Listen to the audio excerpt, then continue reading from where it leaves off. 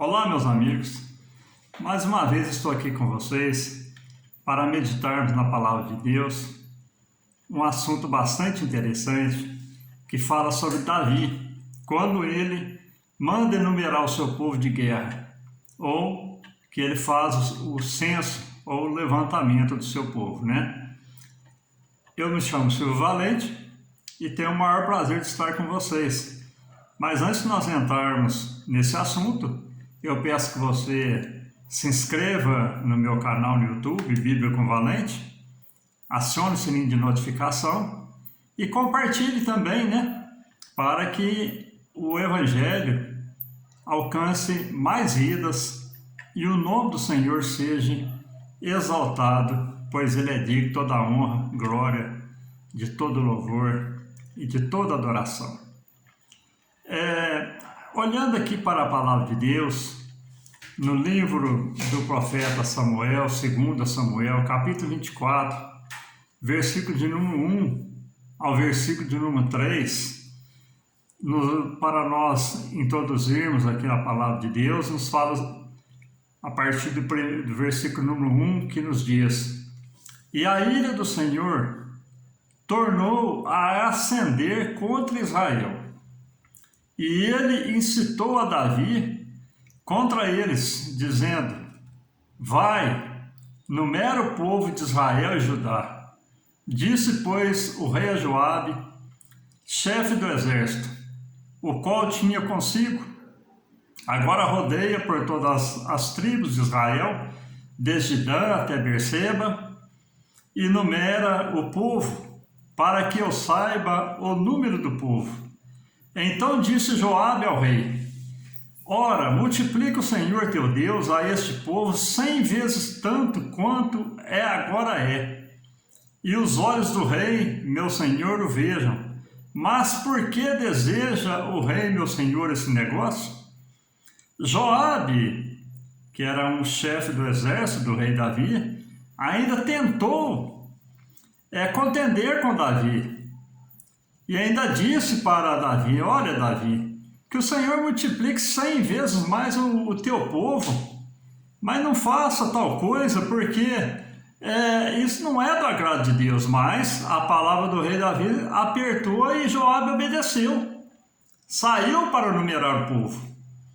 E é interessante, meus amigos, que a gente vê que Davi, quando ele estava lá entre as ovelhas, o que acontece? Vem um leão para abocanhar as ovelhas, Davi sem arma, sem nada, vai lá e mata o leão. Vem um urso da mesma maneira, Davi vai lá e mata o urso. Vem Davi ali, tocava a harpa e expulsava o demônio que estava na vida de Saul. Então, Davi matando o gigante Golias. E é interessante, meus queridos, que Deus foi na vida de Davi desde a sua tenridade, desde a sua mocidade. Deus nunca deixou Davi. Chegou ao ponto que ele cresceu tanto que Davi ele vencia as guerras e as mulheres chegaram até a cantar, né? Ó, Saul matou seus milhares e Davi matou seus 10 milhares. Foi aonde começou ali o ciúme de Saul. Mas nós olhando aqui para Salmo, no capítulo 20, versículo 7 ao versículo 8, fala o seguinte: Uns confiam em carro e outros em cavalo, mas nós faremos menção do nome do Senhor, nosso Deus. Uns recurvam e caem, mas nós nos levantamos e estamos de pé. Irmãos, é um perigo quando o homem chega numa posição e deixa de confiar em Deus. Deus estava triste, meus amados, com a nação de Israel. Estava triste porque, mais uma vez, a nação de Israel estava se desviando da presença do Senhor. Deus também estava aborrecido com Davi, porque mais uma vez Davi estava afastando da presença do Senhor e querendo saber quantos Homens de guerra ele tinha, para ver se ele tinha aí 10 mil homens, se viesse 10 mil, ele podia dizer, olha, eu vou com meus 10 mil e derroto eles. Ou quantos cavalos ele tinha, quantos armamentos bélicos ele tinha, sendo que Deus era na vida de Davi desde a sua mocidade. Davi cresceu, chegou nessa posição, porque Deus era na vida dele. Deus é na nossa vida também, meus amados. Quando nós deixamos de confiar em Deus, o que acontece? Nós passamos a confiar em quê? Na nossa intelectualidade, na nossa poupança lá que está recheada no banco, nos nossos amigos, na nossa posição perante a sociedade, e aí passamos a não confiar 100% em Deus.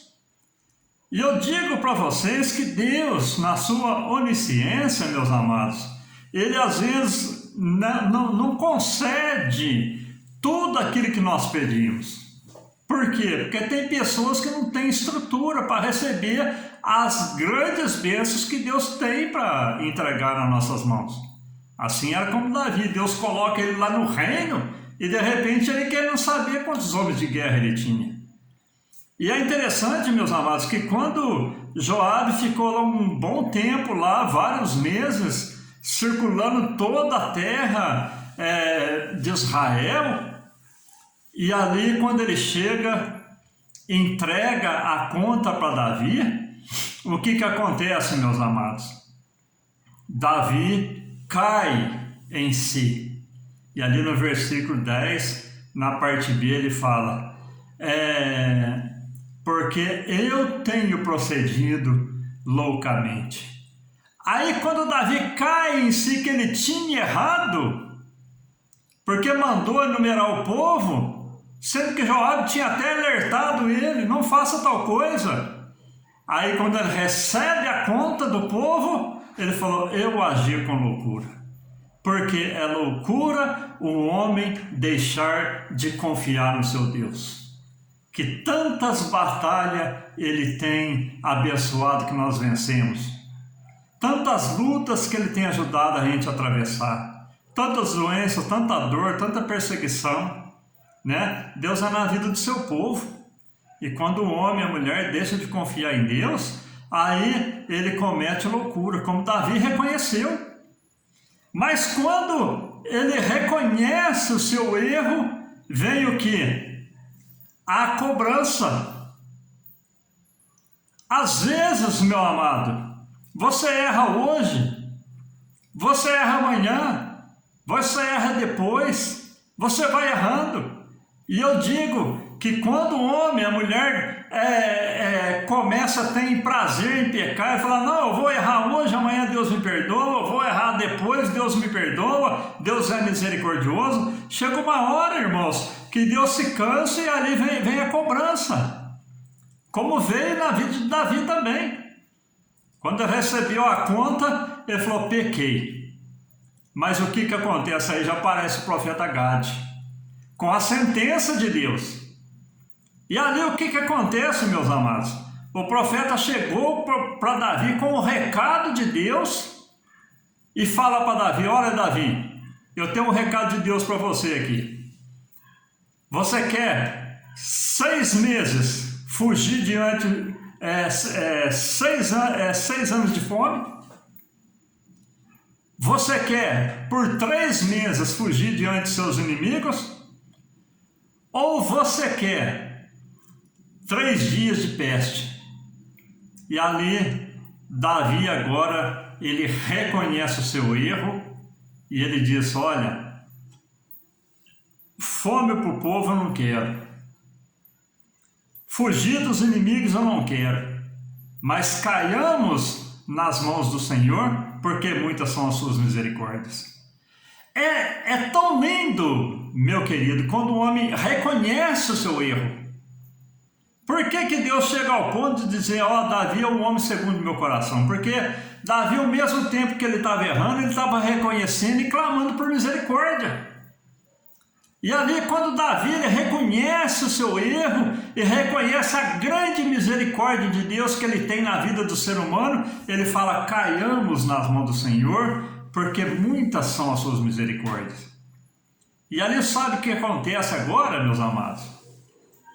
Deus envia um anjo de morte, e morre na nação de Israel 70 mil homens. Por quê? Porque a nação de Israel já estava distanciando novamente da presença de Deus. 70 mil homens morreram. E de repente, Davi, ele olhando aquela mortandade, ele vendo aquela multidão de gente morrendo, e ele clama a Deus. Fala: Senhor, eu pequei. E essas ovelhas não fizeram nada. Mas Deus sabia que o povo estava pecando. É como nos dias de hoje, meu amado. O pecado, ele cheira mal diante de Deus. A humanidade está corrompida. Corrompida na política. Corrompida no meio cristão. Corrompida em todos os aspectos da humanidade está corrompida. E chega um ponto, meu amado, que Deus ira com a humanidade. E nós observando aqui, irmãos, que quando Davi reconhece o seu erro, é muito importante quando nós reconhecemos que erramos e que precisamos de um Deus de misericórdia. Precisamos da mão de Deus estendida sobre nós. Ali o que Deus faz quando Davi reconhece e que a nação também começa a gemer pelos seus mortos, Deus envia novamente o profeta Gade, diz para Davi: olha, Davi, você sabe onde é a eira de Araúna, que era um servo de Deus também, que era um judeu? Então, vai lá, compra ele de Araúna, edifica para mim um altar. Irmãos, a gente olhando para isso, para essa ordenança que Deus deu através do profeta, a gente vê que Davi foi lá, comprou aquela eira. E para vocês terem uma ideia, a gente buscando referências bíblicas, essa eira que Deus manda Davi comprar, sabe onde era? É onde Abraão tinha oferecido seu filho em holocausto a Deus. E onde Deus enviou aquele carneirinho para morrer no lugar de Isaque. E também, meus amados, é o lugar onde foi construído o templo. Meus queridos, tudo apontava para Cristo. Quando Abraão foi sacrificar o seu filho, ali estava simbolizando Cristo, aquele cordeiro que foi morto no lugar de seu filho. Quando o templo foi levantado, Jesus foi crucificado fora das portas de Jerusalém. Meus amados, quando Davi ali edifica o altar, Deus, ele aplaca a sua ira. E o que nós aprendemos com isso também, meus queridos? Aprendemos que estava faltando altar na vida do povo e estava faltando altar na vida de Davi. Quando nós distanciamos de Deus, quando falta o altar de adoração nas nossas vidas, quando falta o nosso jejum, quando falta a nossa consagração, a nossa leitura diária da palavra de Deus, quando falta comunhão com Deus, dedicação na sua obra, na sua casa, aí simboliza o altar. Quando falta o altar na vida do homem, aí o homem começa a se tornar um homem normal. Um homem como qualquer outro. Mas quando tem altar na vida do cristão, aleluia, ele é uma pessoa que está sempre renovada, uma pessoa que está sempre na presença de Deus, uma pessoa que está sempre dando fruto na casa do Senhor. É uma pessoa que está sempre confiando inteiramente em Deus. Quando Davi edifica um altar, que naquele altar ele vai adorar a Deus, vai colocar sua vida novamente na presença de Deus, e o povo também, chegando no altar, começa a adorar a Deus, Deus aplaca a sua ira e faz com que o anjo deixe de ferir a humanidade, ferir o povo de Israel, o povo de Deus. Meus amados, que lição maravilhosa! Davi enumerando o povo, Davi fora da presença de Deus e Davi restaurando a sua vida perante Deus. Nós temos uma oportunidade, meus queridos, temos uma chance. Pecamos, erramos, caiamos na presença de Deus com choro, com pranto, rasgando o nosso coração na presença do Senhor, pedindo misericórdia. Por que, meus amados, que Deus envia uma palavra dessa nesse momento nos nossos corações? Porque o tempo está próximo, meu querido. Não é hora de brincarmos de sermos cristãos. Não é hora de brincarmos com o pecado. O arrebatamento está muito próximo. Então, colocamos a nossa vida perante o altar de Deus para alcançar dele a sua misericórdia. E ele é misericordioso para restaurar nossas vidas, preparar, aleluia, o seu povo para o arrebatamento da igreja. Então, o dia hoje, se você ainda não encontrou com Cristo, faça essa decisão hoje. Toma essa decisão hoje. Aceite esse Jesus, aleluia, na sua vida como seu Salvador. E tenha o seu nome escrito na vida e o direito de subir juntamente com o seu povo para estar com Cristo eternamente nas mansões celestiais. Amém? Deus te abençoe grandemente através dessa palavra, e que essa palavra ela sirva de uma edificação muito grande no povo de Deus e na vida de cada um que essa palavra for alcançada. Fiquem todos com Deus. Eu quero te abençoar nesse momento com as bênçãos que os sacerdotes abençoavam a nação de Israel, que está lá em Números capítulo 6, versículo 24 ao 26, que nos diz: o Senhor te abençoe e te guarde. O Senhor faça resplandecer o seu rosto sobre ti e tenha misericórdia de ti. O Senhor sobre ti levante o seu rosto e te dê a paz. Amém.